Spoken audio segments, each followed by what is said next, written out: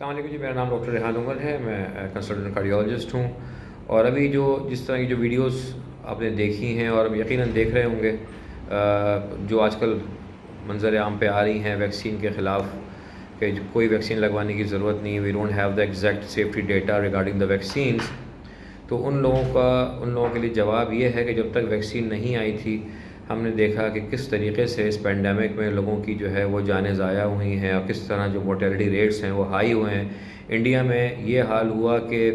وہاں پر لکڑی ختم ہو گئی مردے کو جلانے کے لیے اور ان کو میس گریوز کے اندر دفنایا گیا۔ تو جب ویکسینز اویلیبل ہونا شروع ہوئیں تو اس کے بارے میں متس آنی شروع ہو گئیں کہ اس سے جو ہے 2 سال کے بعد لگانے سے بندہ مر جاتا ہے، یا اس کے اندر میگنیٹک فیلڈ ہے اور اگر آپ لوہے کو لگائیں تو لوہا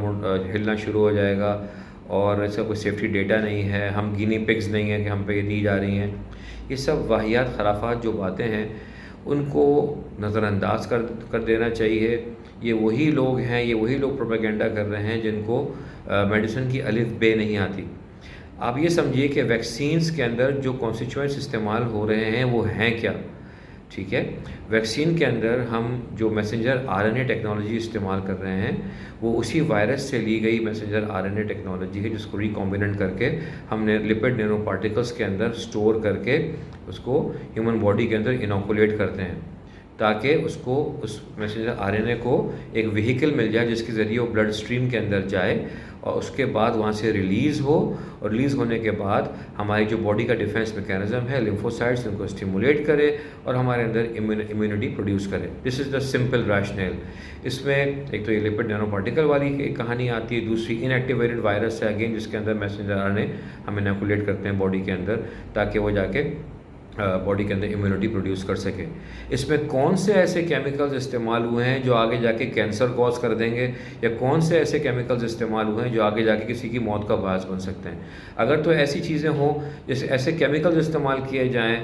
اس میں تو کوئی اینٹی بائیوٹک بھی استعمال نہیں کی گئی، تو ایسے کیسے ہو سکتا ہے کہ آگے جا کے اس سے جو ہے لوگوں کو کینسر ہونا شروع ہو جائے، لوگوں کی موت واقع ہونے شروع ہو جائے؟ بات یہ ہے کہ اس وقت اس پینڈیمک کو ختم کرنے کے لیے we need to have herd immunity, we need to have immunizations on a mass scale so that people get protected and they get vaccinated as soon as possible.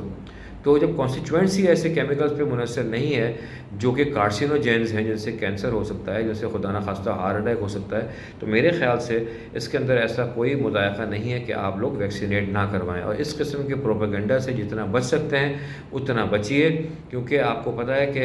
ہم بذات جو ایک قوم بذاتے جو ہم لوگ جو لوگ ہیں وہ زیادہ تر نیگیٹو پروپیگنڈا کرنے کے عادی ہیں۔ تو as a doctor from the horses mouth آپ لوگوں سے یہ درخواست ہے، اسٹرانگلی ریکمینڈڈ ہے کہ آپ یہ ویکسین سیف ہیں۔ یہ غلط ہے کہ ویکسینز اپروو نہیں ہوئی، ایف ڈی اے نے ان ویکسینز کو اپروو کیا ہے after assessing the efficacy although in a small number of patients as compared to those vaccines which have been tested in the past on very large scale۔ اور to be very honest ہمارے پاس اس طرح کا time تھا ہی نہیں کہ ہم ان vaccines کو اتنے بڑے کوہورٹ میں اس کو ٹیسٹ کرتے پہلے، because people were dying day in day out. تو ابھی ہم نے دیکھا، اپنے ملک کی مثال لے لیں، آپ پاکستان کی مثال لے لیں، جب سے ویکسینز پاکستان میں آئی ہیں تب سے شرح اموات میں خاطر خواہ کمی آئی ہے۔ جب سے یہ ویکسین آئی ہے اس وقت سے اب دیکھا جائے تو ہمارے ہاسپٹلز میں اب مریضوں کا کووڈ ایکٹیو انفیکشن پرسے سے داخلے کم ہونا شروع ہو گئے ہیں، ان کے ایڈمیشن ریٹس کم ہو گئے ہیں، ان کی کمپلیکیشن ریٹس کم ہو گئے ہیں، یہاں تک کہ جو لوگ جن کو 2 جیبس کے درمیان کووڈ ہو بھی جاتا ہے تو یہ دیکھا گیا ہے کہ ان کے جو کووڈ کی سیویرٹی ہے that is much lesser as compare to those patient جن کو ویکسین نہ لگی ہوئی ہو۔ ایسا نہیں ہے کہ ویکسین لگنے کے بعد جو ہے آپ کو کووڈ نہیں ہو سکتا، بالکل ہو سکتا ہے COVID, because there are so many variants nowadays, but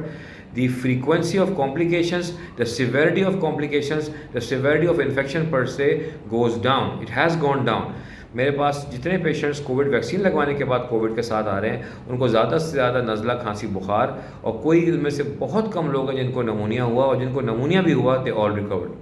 so vaccines are safe. ایسا نہیں ہے کہ ایف ڈی اے جو ہے اور ہمارے ملک کی جو میڈیکل ایجنسیز ہیں وہ ظالم ہیں، وہ تجربے کر رہی ہیں اپنے لوگوں کے اوپر اور ویکسین لگوا کے مروا رہی ہیں اور 2 سال کے بعد مر جائیں گے، ایسا نہیں ہے۔ اور جو جو کوئی بھی آپ چیز ڈیولپ کرتے ہیں اس کے کانسٹیچوئنٹس کے اوپر ڈیپینڈ کرتا ہے کہ وہ آگے جا کے کتنے خطرناک ہو سکتے ہیں. تو اس ویکسین کے جو کانسٹیچوئنٹس ہیں they are pretty much safe and I can assure you کہ اس کا یہ تو فائدہ ہو سکتا ہے کہ آپ کا کووڈ کی سیویرٹی کم ہو جائے اگر آپ کو کووڈ ہو, یا آپ کو کووڈ ہو ہی نہ, یا تو آپ پروٹیکٹ ہو جائیں اگلے 6 سے 9 مہینے تک. ہو سکتا ہے بعد میں آپ کو بوسٹر کی ضرورت پڑے. That goes with every vaccine. ہر سال ہارٹ فیلئر کے پیشنٹس کو جو ایلڈرلی ہوتے ہیں ان کو فلو کی ویکسین لگوانی ہوتی ہے. ہر 5 سال کے بعد نمونیا کی ویکسین لگوانی ہوتی ہے. اس کا مطلب یہ نہیں کہ ایک دفعہ ویکسین لگوا کے آپ زندگی بھر کے لیے بری الذمہ ہو گئے. This virus is gonna stay here with us for the rest of our lives and for the time immemorial. ہم نے پریونشن کے لیے جو کچھ بھی کر سکتے ہیں اس کو پریونٹ کرنے کے لیے ہمیں کرنا پڑے گا. تو پلیز آپ لوگوں سے درخواست ہے, یہ جو نیگیٹو پروپیگنڈا کرنے والے لوگ ہیں یہ انہوں نے قسمیں کھائی ہوئی ہیں کہ یہ خود بھی مریں گے اور دوسروں کو بھی مروائیں گے. تو آپ ان پہ عمل مت کیجیے, ان کی باتوں پہ کان مت دھریے, اور please go for the vaccines and stay protected. Protect your سیلفس, protect your families and children, and stay safe. Thank you very much.